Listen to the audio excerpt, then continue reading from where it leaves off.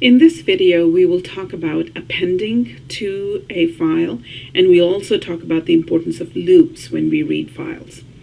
Now, you've looked at this file that is on the screen right now, philosophers.txt, how to write the names of philosophers to text. You also know by now that when you use the W option, it overwrites the existing contents of the file. Now, let's say we use the we run this program. We run this program. This is the shell that we get. There's nothing in the shell because everything is written to the file.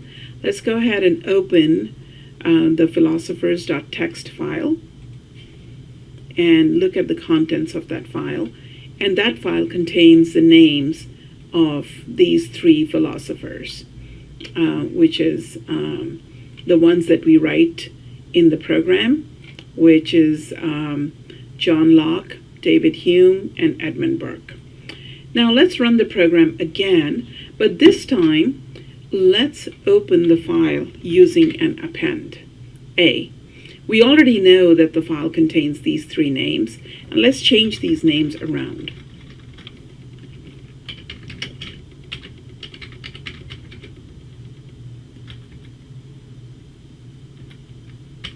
If I learn to spell, that might be better. So let's go ahead and put some dummy name here.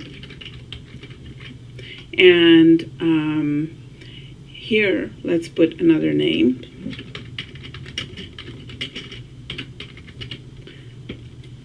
Okay, so now we run the module again. And again, the shell comes up. I'm going to close the file and open it again.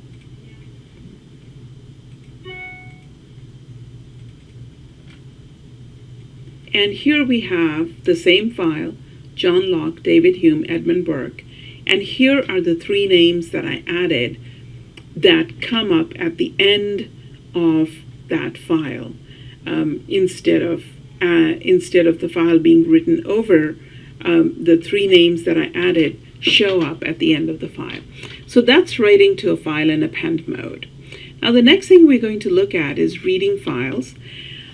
You can read files in loops. One of the ways you can read the file is when you know exactly how many things are going to be in a file.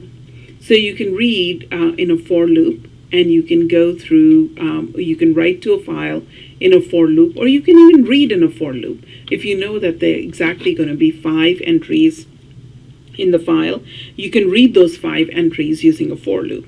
But generally, files are very large structures. They are humongous structures, and most often you will not know how many entries there are in a file.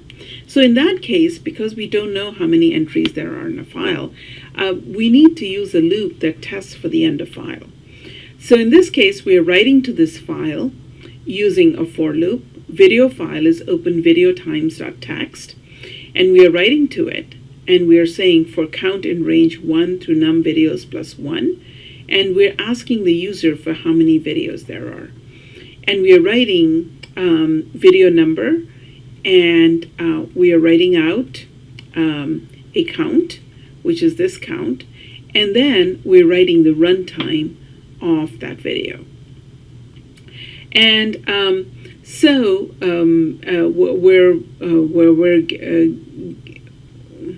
we're getting the video number from, I misspoke a minute ago. We're getting the video number from the user, and we are writing to the file the runtime for that video.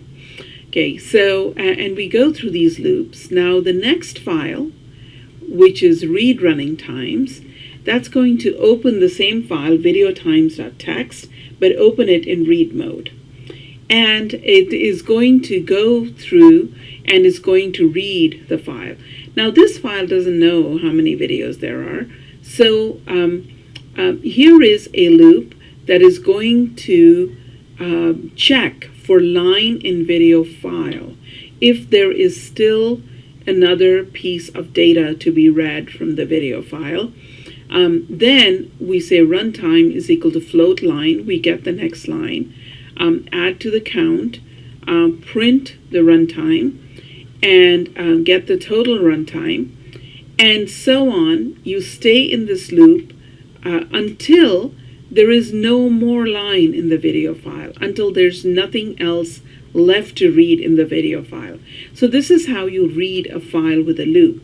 And outside the loop, you close the file. You will not close the file inside the loop. Why? Because after the first iteration through the loop, your file will now be closed and you will go into a runtime error. So that's how you read files using loops, and that's how you append to a file. Enjoy.